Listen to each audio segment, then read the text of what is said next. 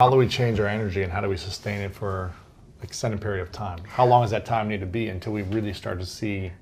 Sometimes immediate. Okay, so our research, and we've done in the last 6 years, because we were seeing so many incredible things going on in our workshops. I mean, people stepping out of wheelchairs and all kinds of crazy things. You're like a church. We're kind of like a church, like a mega church, yeah. But hopefully not that. Based in science. Yeah, but isn't it amazing that some of these churches, when people get to believe, whether they have science backing it or not, it's the belief in the mind. They step out into the unknown. You can step out of your body and heal yourself, right? Instantaneously. And we do see that a lot. And some people are like, how can that be possible? Well, how can it be possible? Well, look, we've done the research now. I've assembled a team of scientists. We've done 8,500 brain scans. I can tell you when a person's about ready to change. I can tell you why people don't change. I can tell you what it takes to change. So what's it take to change? Well, you change. Most people keep their attention, always their awareness on their body. They keep their attention on everything in their environment, people and things. Their brain is always scanning everything around us to determine what's known and unknown, what's safe and unsafe, right? And, we do that all the time. So our research shows that the moment you take your attention off your body and you go from somebody to nobody, you take your attention off the people in your life and go from who you identify with, from someone to no one. And so many people spend their whole life building an identity of being someone. Take your attention off your cell phone, your computer, your car, and go from something to nothing. Take your attention off where you're sitting, where you need to be, someplace you have to go from somewhere to nowhere.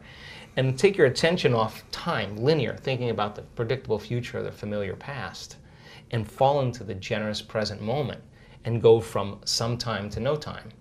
Then all you're left with is consciousness. And that's the moment you're no longer playing by the same rules of matter to matter. And there's a very elegant moment that takes place in the brain. In fact, I was just showing my research to a group of researchers in Santa Cruz this past week, and they were blown away. And I said, now watch, this person's going to have a transformational moment. They said, how do you know? I go, I've seen enough of these. And the next moment, the whole brain just lights up. That person is switched on. They'll never be the same person again. They're having a transcendental moment. And we could actually predict it and teach it now. It's a formula. Just like you doing sports, it just becomes a formula. Sure. And then you change the formula and you add to it, right? So when you no longer are identifying with your body, your environment, and time, that's the moment you're pure consciousness. Now, you're just an idea. You're an awareness. Awareness that has nothing to do with local space and time. And now, if you're you no can longer... go beyond anything. You can go beyond, and that's when the brain... Because the brain doesn't change the brain. It takes a long time.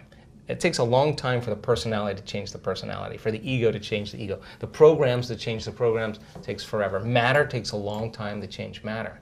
But when you're in this moment, you're no longer playing by those rules. Consciousness is the phenomenon above matter. In fact, consciousness is beginning to activate or manipulate circuits in the brain. People just think the brain is creating consciousness. No, consciousness is executing the brain, right? So then, if the brain can change, then the mind doesn't change the brain. Mind is the brain in action. It's consciousness that changes it. So when people begin to disengage and get beyond themselves, you are at your absolute best when you get beyond yourself. Now, getting the person to that point. How does someone get to that point? Yeah, so we teach them that formula. We teach them to that point where all of a sudden they reach that generous present moment where they just feel connected. And when they're in that place, all the things they thought they wanted, they actually no longer want because they feel like they already have them. So then imagine living your life from that place. You would be less judgmental, and you would be less frustrated, you would be less impatient. Less reactive, And so the formula then is that it requires a clear intention, which is a coherent brain.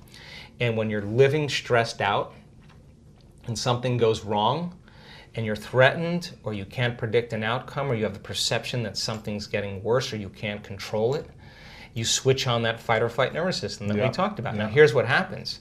When that occurs, you start shifting your attention from one person to one problem, to one thing to another person to another place, because your brain is trying to predict the next moment. Well, every one of those people and things and places has this neurological network in your brain. So as you shift your attention from one to the next, it's like a lightning storm in the clouds.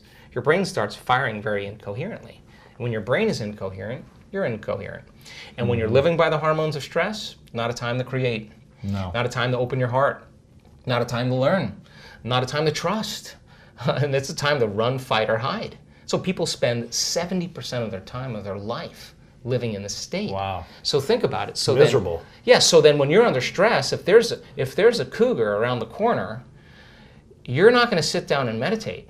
You're not going to sit still, right? But so jump imagine, off a tree. here you got the survival gene switched on, and nobody is going to believe in possibility when you're living in survival, right? Wow, yeah. So then, when you're living in stress, what happens is you narrow your focus on the cause. You narrow your focus on matter, the object, the thing. And so people get switched on, and all of their attention is on their outer world. When the hormones of stress kick on, the body gets an arousal, now your attention is on the body. And of course, when you're under stress, you're trying to predict the future based on the past. And now you're literally enslaved into three-dimensional reality. So then how do you get what you want? You got to try harder, you got to force it more, you got to work harder, you got to fight for it. It's matter trying to change matter. It's exhausting. And people just burn out, right? So then we now know that when you go from a narrow focus on something and you begin to open your focus, you create a sense, an awareness, that the act of opening your focus causes you to stop thinking. And if you stop thinking, you no longer activate those circuits, and you start to slow your brain waves down. And as you slow your brain waves down, you start connecting to that autonomic nervous system, the thing that's giving you life. And all of a sudden, when you get beyond yourself, it says, he's gone. Let's step in and just clean up this mess before he gets back. Really? And its job is to create order and balance. So your body will start to do that for you. The innate intelligence will step right in. Once you connect, you got to connect. So you got to know how to change your brain waves. You can't change your brain waves, and you stay in that active state. You're basically moving furniture around. You're analyzing your life within some disturbing emotion. And I can tell you, after looking at all those brain scans, if you're analyzing your life within some disturbing emotion, you're going to make your brain worse. In fact, you are thinking in the past, right? So you teach people the formula, how to open their focus, change their brain waves, connect to that invisible field, and all of a sudden different compartments of the brain start synchronizing. The front of the brain starts talking to the back of the brain. The right side starts talking to the left side. And all of a sudden, what syncs in the brain links in the brain. And all of a sudden, you see this person starting to feel more like themselves. And when you see those two hemispheres of the brain start lighting up, watch out, because that person's going to feel really whole. They're going to start loving life. They're going to feel like they're going to be in love with life, because the union of polarity and duality is wholeness at the exact same time. Coherent brain. When you're resentful, when you're judgmental, when you're impatient, your heart beats out of rhythm. Why? You're stepping on the gas and you're stepping on the brake at the same time. Your body and its intelligence, living in survival, is saying T-Rex is back there, but you're not running, because you're sitting across the table looking at somebody smiling and your body's revved up, right? So the heart is beating arrhythmically. And when that happens, you're squandering, or you're using all the body's life force and turning it into chemistry, right? You're using all that energy to survive as opposed to think beyond. Right. So you're drawing from your vital life force, that invisible field around your body, and you're turning into chemistry. You actually are going to shrink your own field. The hormones of stress cause us to be materialists, right? When we're under stress, we're using our senses to determine reality. So now you feel more like matter and less like energy, more separate from possibility. So then, to teach a person then how to regulate that heart center. And we do this, we've done 6,000 heart scans. Why? Because if I can teach you how to get in that heart state, and I can teach you how to activate that center, and I can teach you how to regulate an elevated emotion, the heart starts to create a very coherent signature. And when the heart starts beating like a drum, like dropping a pebble in water, it begins to produce a measurable magnetic field up to 3 meters wide. Now you're more energy than matter, more wave than particle. Wow. Now, that field that's being created is measurable, and that's an energy, and energy is frequency, and all frequency carries information. So what is the information when it makes it here? That you're sharing into the world. It could carry the thought of your healing. Why? Because it's consistent with the energy. Guilt isn't going to carry the thought of your healing. It's a different frequency. And all of a sudden now, the person is elevating their emotional state and they're allowing their thought to be carried on that frequency. They're broadcasting a whole new energetic signature. But thoughts are the language of the brain and feelings are the language of the body. And how you think and how you feel creates your state of being. So then the question is, if you keep practicing creating that state of being, it should become familiar to you, yes or no? Yes. The word meditation literally means to become familiar with. So then if you're practicing moving into these elevated states and your heart is coherent and we're measuring and I can say, Lewis, you got it.